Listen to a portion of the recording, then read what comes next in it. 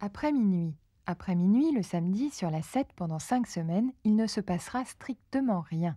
La 7 n'émettra pas le moindre son, pas la moindre petite image, et son électroencéphalogramme habituellement si bondissant sera complètement plat. Pourquoi? Eh bien parce que le Soleil a pris rendez-vous avec qui vous savez. C'est comme ça 2 fois par an. Ce que la Lune dit au Soleil pendant ses entrevues reste secret. Ce que l'on sait, c'est que tous les satellites de diffusion directe, comme TDF1 et TDF2, par qui transitent les images de la 7, doivent en ces périodes d'éclipse se mettre au lit, pour éviter une grande fatigue qui raccourcirait considérablement leur durée de vie. Donc, attention. Il est un peu plus de minuit sur la 7. Dans 2 jours, le Soleil passera pour une fois par l'équateur, la nuit aura la durée du jour et le jour durera ce que dure la nuit. Et les jours qui suivront, les nuits grandiront et les jours deviendront petits. En cette période équinoxiale où le Soleil et la Lune jouent à chat, il est bon de mettre les satellites en veilleuse. Et aujourd'hui, samedi, donc, la 7 se couche de bonne heure. La 7 s'éclipse, elle aussi. Après minuit.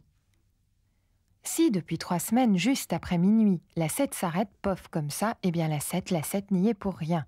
Tout ça, c'est de la faute de la Lune. Vous la voyez, là, la Lune. Regardez là, la coquine, c'est l'automne, c'est le moment idéal pour s'interposer entre le Soleil et les satellites de diffusion directe, TDF1 et TDF2 par exemple. Et paf, c'en est fini de l'éblouissante technologie de la télédiffusion sans douleur par câble et satellite. Alors dans ces conditions, mieux vaut ranger son câble, plier son petit satellite et aller au lit ou au cinéma. Hop. C'était par une nuit sans lune. Comment ça, sans lune? Elle est là, la lune. La lune est là, la lune est là. Bon, elle décroît, d'accord, mais elle est là, la malicieuse. Et dans quelques instants, comme depuis presque un mois, elle se glissera entre le Soleil et nos beaux satellites de télédiffusion, TDF1 et TDF2, et pouf, plus de lumière. Or, point de satellite, point d'émission, et donc la 7, par câble et satellite, aura tout juste le temps de rendre hommage à Miles Davis, mort la semaine dernière en Californie. J'aimerais autant mourir à New York en toussant que vivre en Californie en bonne santé, avait-il pourtant prévenu. Mais bon, même Miles Davis ne fait pas toujours ce qu'il veut.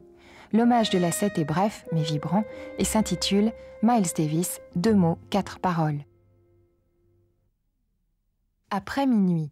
Vous le savez maintenant, ça fait des semaines que ça dure. Des semaines que la Lune campe entre le Soleil et les satellites de télédiffusion directe TDF1 et TDF2 et que notre brillante technologie est mise à mal par cette éclipse passagère. Eh bien, ça tire à sa fin tout ça. La Lune se retire petit à petit et TDF1 et TDF2 vont reprendre des forces. Mais aujourd'hui, me direz-vous? Eh bien, après consultation de nos éminents satellitologues, la 7, cette semaine encore, se couchera de bonne heure et ce jusqu'au 18 octobre inclus. Passé cette date, profitant du départ de la Lune et des bienfaits du Soleil, nos beaux satellites de télédiffusion directe TDF1 et TDF2 retrouveront force et jeunesse. Et la 7 fera de nouveau danser le pixel jusqu'au bout de la nuit.